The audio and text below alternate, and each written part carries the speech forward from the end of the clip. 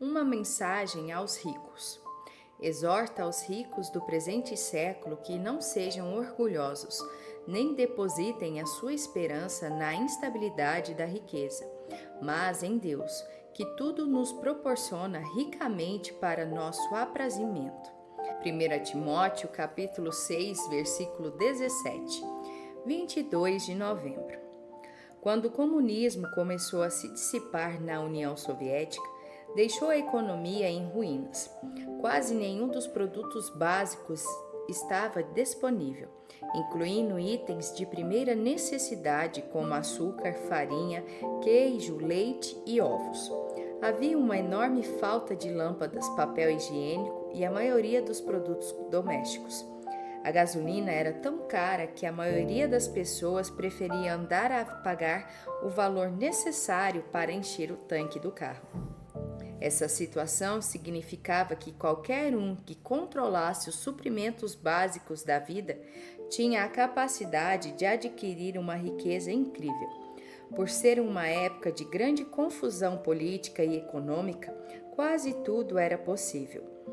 Como resultado, um grande número de canalhas, bandidos, ladrões, criminosos, advogados, políticos e pessoas comuns, especialmente brilhantes, começaram a pensar em maneiras de transformar aquela grande desvantagem em sua vantagem pessoal. A atual sociedade russa incluía agora uma nova classe de super ricos. Dizer que essas pessoas são incrivelmente ricas é pouco. Elas são o que alguns poderiam denominar podres de ricos. É difícil imaginar como essa pequena parte da população russa poderia ter ganhado tanto dinheiro em um período de tempo tão curto. Nessa categoria estão incluídas pessoas que dirigem arrogantemente seus Rolls-Royces, Bentleys e Mercedes pelas ruas de Moscou, esperando que o mundo todo saia do seu caminho enquanto elas passam. Como frequentemente acontece com pessoas que ganham muito dinheiro em um curto período de tempo, elas costumam ser muito rudes. Sua riqueza recém-adquirida sobe a cabeça, levando-as a desfilar em lojas, restaurantes e shopping centers como se fossem as donas do planeta Terra. Seu esnobismo é de classe mundial. Elas se ocupam totalmente com gastar inconsequentemente as riquezas que acumularam. Entretanto, a maioria acaba perdendo seu dinheiro tão rapidamente quanto ganhou. Esse tipo de pessoa que ganha muito dinheiro rapidamente e depois ostenta insuportavelmente sua riqueza pode ser encontrado em todas as nações do mundo. Havia pessoas assim até mesmo no mundo romano do primeiro século. Paulo escreveu a Timóteo e lhe disse: exorta aos ricos do presente século que não sejam orgulhosos, nem depositem a sua esperança na instabilidade da riqueza, mas em Deus, que tudo nos proporciona ricamente para nosso aprazimento. 1 Timóteo capítulo 6, versículo 17. É um fato que uma pequena minoria de pessoas ricas se entregou a Cristo no primeiro século, fazendo parte da igreja. Foi em relação a esse grupo de pessoas que Paulo disse a Timóteo: exorta os ricos do presente século.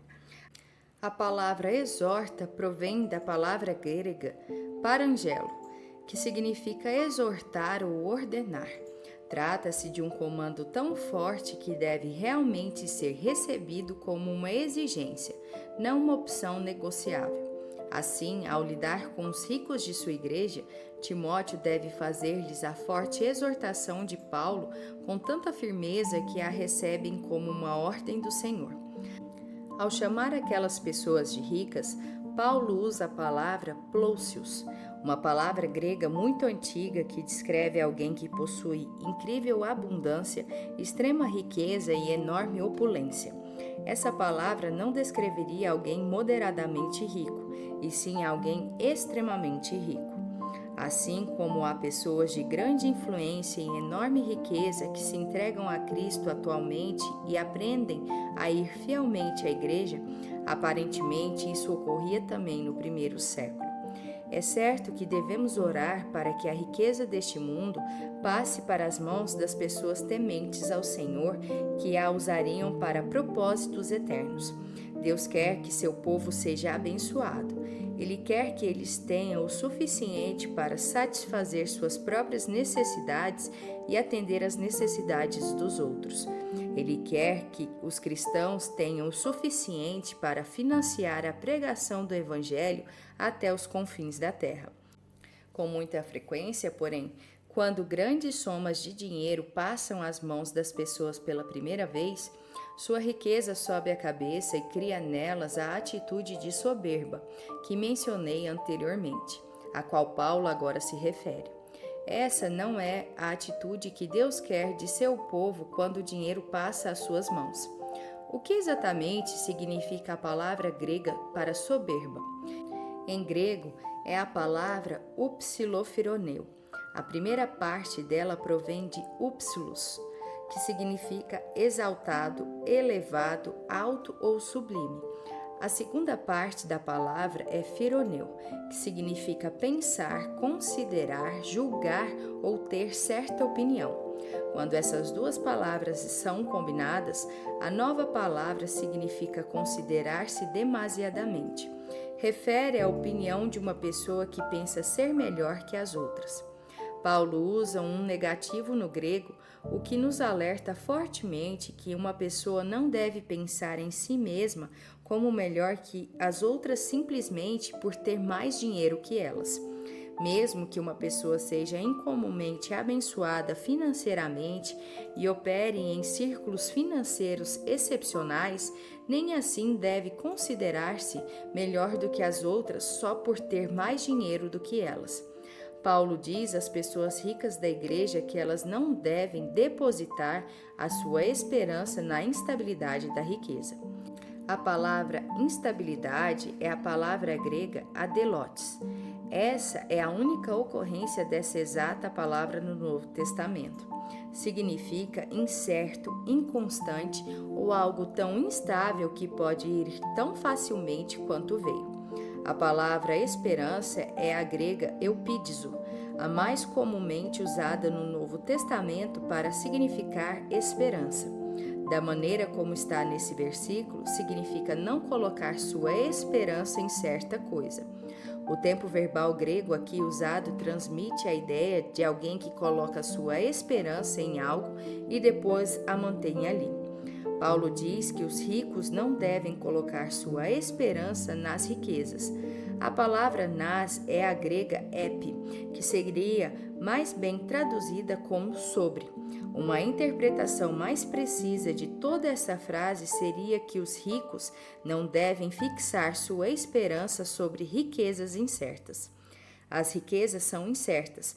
Basta perguntar às pessoas que pensaram estar financeiramente estabelecidas pelo resto da vida, mas depois perderam quase toda a sua fortuna em uma mudança repentina do mercado de ações. Há muitas pessoas que acordam ricas pela manhã, mas naquela mesma noite vão dormir financeiramente falidas.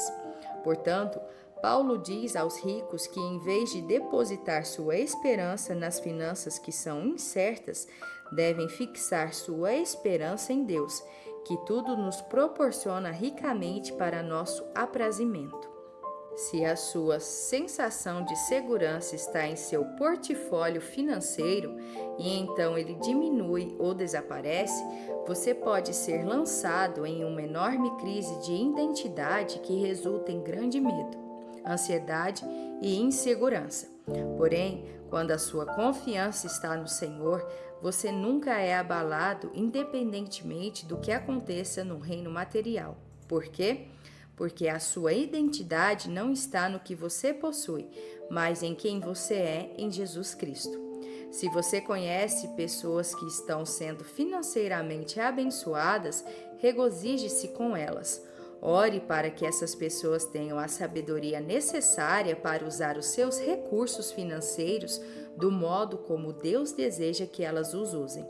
E se você mesmo for financeiramente abençoado, louve a Deus por isso. Entretanto, Tenha o cuidado de manter separado quem você é e o que você possui. Não deixe a sua identidade se confundir com o que você possui, de modo que a sua sensação de segurança seja profundamente abalada por qualquer perda material. Nunca se esqueça de que o que você possui não é mais importante de quem você é e os seus relacionamentos nessa vida são muito mais importantes do que os seus bens. A prosperidade financeira é uma bênção do céu e uma grande honra do Senhor. Porém, se Deus lhe confiou riquezas, lembre-se de manter a cabeça no lugar. Jamais pense que é melhor do que os outros só por possuir muita riqueza. Deus o abençoou para que você possa ser uma bênção. Portanto, aprenda a se ver como um servo de Deus, cuja tarefa é administrar e distribuir como Ele deseja os fundos que você acumulou.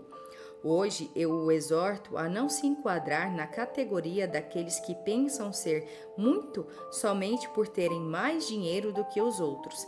Certamente, Deus não lhe deu riqueza para que você desenvolva um problema de orgulho.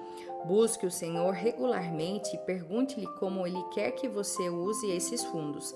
Ao manter seu coração aberto ao Espírito Santo e permanecer disposto a ouvir o que ele tem a dizer, ele irá orientá-lo sobre como usar os recursos à sua disposição. E se você se tornar orgulhoso, ele irá corrigi-lo cuidadosamente e fará com que volte à atitude que ele deseja que você possua.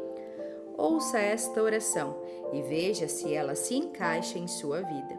Senhor, eu te agradeço pelas bênçãos que tu deste à minha família e a mim. Tu me abençoastes abundantemente e eu sou muito grato por tudo o que fizeste. Peço que me ajudes a manter a atitude correta em relação aos outros que têm menos do que eu. Ajuda-me a evitar ter uma falsa atitude de orgulho ou altivez e a me ver como o gestor de fundos divinamente atribuídos. Quero confiar em ti, Senhor, não nas coisas que tu colocastes à minha disposição. Posses e coisas materiais são passageiras, mas tu és sempre o mesmo. Portanto, escolho fixar a minha esperança em ti e não no progresso financeiro com que tu me abençoastes. Assim eu oro em nome de Jesus. Para refletir. Qual foi a maior quantidade de dinheiro que Deus já confiou a você? De que maneira sua atitude em relação a si mesmo e aos outros foi afetada por você possuir uma quantidade tão grande de recursos? Você já conheceu alguém cuja atitude em relação aos outros mudou quando caiu dinheiro em suas mãos? Ele ostentou sua riqueza e agiu de maneira tão diferente que foi detestável? Após ver como ele agiu, o comportamento dele fez com que você decidisse internamente como agirá ou não quando o dinheiro cair nas suas mãos? Se Deus considerou você fiel e colocou uma grande quantidade de recursos financeiros à sua disposição, você está regularmente perguntando a Ele como deseja que você use esse dinheiro? O que Ele está lhe dizendo para fazer com esse dinheiro neste momento? Curte, comenta e compartilha. E até o próximo devocional.